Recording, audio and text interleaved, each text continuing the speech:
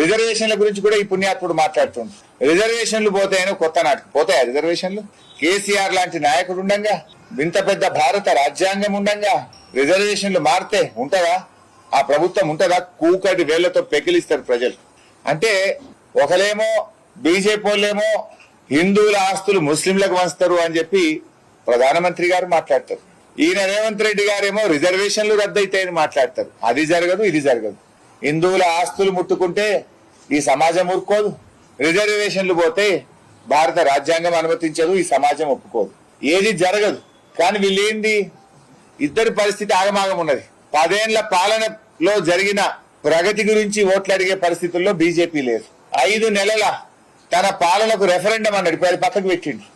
5 నెలల పాలనలో ఏం జరిగిందో చెప్పి ఓట్లు అడిగే పరిస్థితుల్లో కాంగ్రెస్ లేదు. కేంద్రంలో ఉన్న బీజేపీ తన 10 ఏళ్ల పాలన మీద ఓట్లు అడుగుతలేదు. 5 నెలల